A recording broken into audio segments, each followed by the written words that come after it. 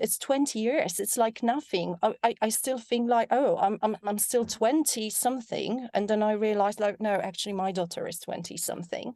But the way the world has changed within that time is much quicker, and it's quicker and quicker year after year. I mean, we started discovering ChatGPT months Seven ago, months maybe ago, a yeah. year ago. Yes, absolutely. And right now, what it can do, and how many other developments within, within AI you have, and it's not just AI, or we were talking about Web3 blockchain 2 years ago, and Hmm. those things are, business models are changing, the way we work as people, everything. So yes, absolutely. I think it's a great time to live and to operate, to run a business in. But it also means that you cannot stop learning. You have to be really up to speed with that, because if you don't, and you don't have to be, I mean, I don't have a tech background. I have a sweet spot for tech, but I learn, and I have to learn. Hmm. Because if I work with a company that is in deep tech, and they do something like, it can be computational modeling, it can be IoT systems, whatever it is, they have solutions. In order for me to understand how can we Hmm. expand, how to find the marketplace for that business, it's actually try and understand what they're doing as well. So that's one aspect. But the other aspect, for any business owner, is like how you set up your business to be really, how can you use what AI tools you can use to speed things up. Right now, I mean, since I started using ChatGPT, it's like it's my marketing assistant, it's my brand assistant, it's becoming, and in so many ways you can do that. But obviously you have to have a healthy approach to that. Because I think the one constant is that you give a few different examples of how tech and tech trends, and so the big hype 6 months ago was AI.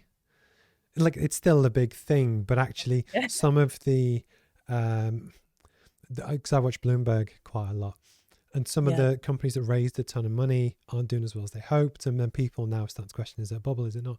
But the point is, you have the tech is to facilitate the human part of the chain. So the part of the chat that I had this morning is that, so I've run I know you know, but it's an ed tech company called Roadmap, but it's about making business education accessible. And whilst there are tens of thousands of multi-billion pound business education companies, they're largely aimed at rich white people in Western nations. And there's a huge blue ocean that half the world lives off less than $6 a day. I'm trying to figure out where's the space where everyone else is looking over there to do that. So part of one of my recent diagnostics for the startup program was on that I'm fairly technology light. But Yes. you could argue that that's a positive because I can continue to pivot and change to find my niche. As where one of my big things is that, so I also in theory compete with universities, but universities literally have £600 million worth of assets, and that's just Newcastle. But if you have the sunken cost fallacy where you've invested in £600 million worth of physical buildings and 6,000 staff, you might actually, from a business point of view, pivot and use AI to deliver a better service, cheaper, etc. But you'll probably resist until you're forced to because of the prior investment. And I think that's the real difference is that I'm trying to wait and watch based on how AI is. Well, it only launched realistically in February, March. We're in September now. That I know it's going to just destroy everything and create something new. But that's a difficult, it's a difficult change for people that have invested a lot in the old tech. But it's also a huge opportunity for people like me and others to utilize the haven't spent £6 billion on stuff that they don't need anymore. And that's for me is where tech's really interesting is because it keeps evolving. Change creates opportunity. And I think that's the really exciting thing to try and just figure out, okay, what could I do? How could it work? The other flip side with tech though is that it's the inverse power law. So it's the fact that you might have 10,000 great companies, but one of them's going to win and win really big, and the other Mm. 9,900 are going to do okay, and there's some in the middle. And it's either all or nothing. As Peter Thiel says, it's the race to one. It's 0 to 1. How do you win? And that's something I struggle with sometimes, because it's almost where I'm trying to look through it through objective glasses to say, well, actually, if I know I can't, or I'm less likely to win, be that one, do I want to do that, or do I want to find the space where I could win? And that's where the kind of the mentorship and the networks come good, to Yeah. just find that niche that you have to do, which I think is quite cool. I was going to ask you about AI, but I think we've kind of covered it. Is there anything just about the topic of AI that you haven't covered so far, or where do you think it's going to go in 10 years time? Oh, well, I'm not an expert. I wouldn't be able to guess. I think it won't be stopped. I think one of the things, and that's again, that event that I just got through, um, so many different views, so many people that are very, very active and very deep in AI space. And the whole event was very much reflecting on, um, where is it going, where is it heading. So if they are asking the question, I think I'm probably not in a position to answer that. I think it won't be stopped. I think it will be a growing, and the development on the AGI. That's something that's will probably be happening, maybe in companies in collaboration, Mm-hmm. and it's gonna continue. um and well, I can't wait to read, and maybe I'll be able to answer that question, but that won't be my opinion, but maybe that will help to shape. I started reading Mustafa Suleyman's book, the Wave, and that's probably where maybe I'll find some more answers.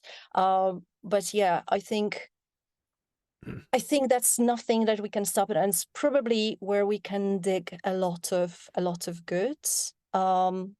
At the same time, it's like opening that Pandora's box, and a lot of scary things might jump out. Because for me personally, the way that, so I also went to an EdTech AI event, and it was at Newcastle University, and it was 3 months ago. And what was fascinating in the room was you had a range of speakers and experts, and a lot of them were saying, well, you can use AI to help you write curriculums and to make your life easier as a teacher. And whilst that is all absolutely true, they were also saying, well, actually, what you could do is, if you have 100 different students, for each different student, they would have an assistant, and the assistant tailored to them, for instance, in the example of your daughter with business, they will be able to tailor the perfect business education at the right level to feed them stuff that they thrive on, and it's there 24 hours a day to help them. And won't this make teachers' lives easy? And we fast forwarded through, and I said, well, I believe them, but why then do you need the university and or the school in its traditional current form? Because if you're going to have your virtual best friend, it could even be a hologram. And we've both seen Apple's new headset, which looks incredible.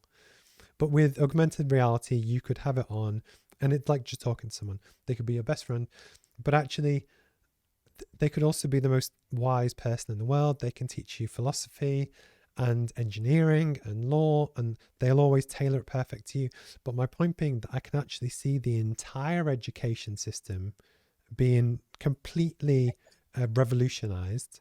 That Yes. where I hope it goes to is that universities go back to what they were 500 years ago, where it's creative spaces for people who have similar passions to go and talk in person, Mhm. rather than £60,000 worth of debt to teach you a curriculum that won't necessarily help you in the real world. But I can see that happening, and that's not a bad thing. I think it's a good thing. But it was almost what I found interesting on the topic was that people wanted to extrapolate the concept of AI whilst it suited them, and not Mhm. keep going to the point of where, ooh, I might be out of a job in 30 years. You would just pivot and change jobs. But you get my point. It's a really fascinating time to be alive, I guess.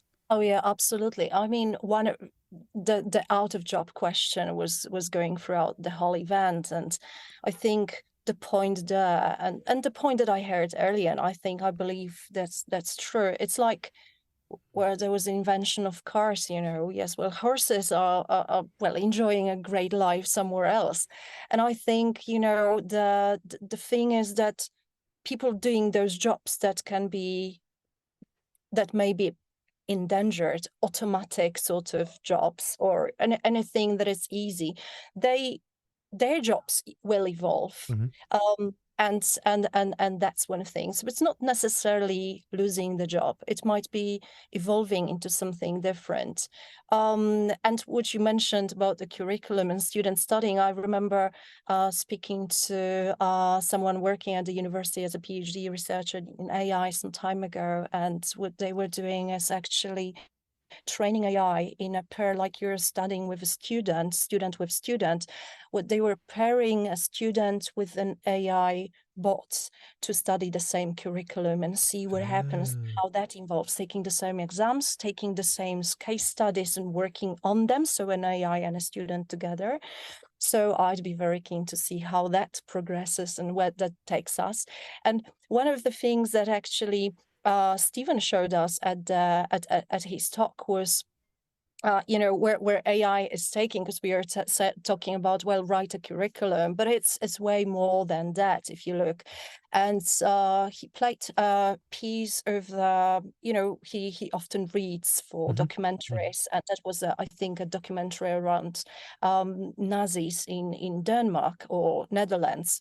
And he showed a piece and said, like, well, that was me reading, so have a listen, and then I'll show you the AI version of it. And it stopped, and he said, well, actually, that was the AI version, which I was not aware, and was basically, stealing of, well, in a way, his IP.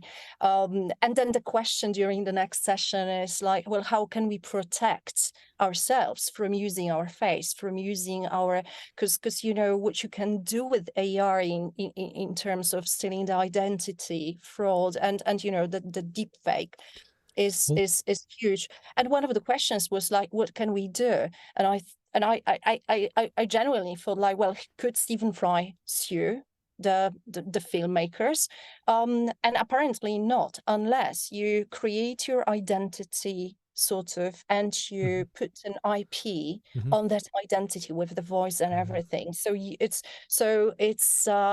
a way of protecting your voice, your face. But as a human, Yeah. you're not able to say, like, well, you use my face for something, or you use my voice, and I like to see you.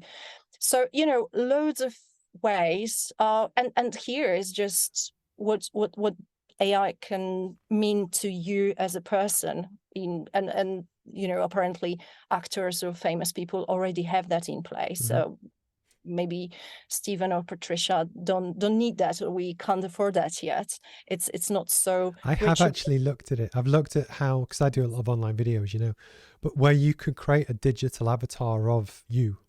Yes. And I have looked at, because I only speak English, but one of the big issues I have as a business is language translation, because most of the world doesn't speak English, or not as their first language.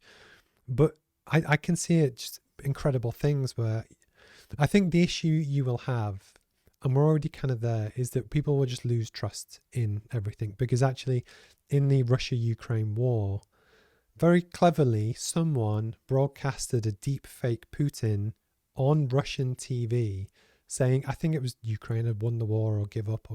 But the point is, this is real. That's like something out of a film. And that Yes. actually, and it's on, Yes.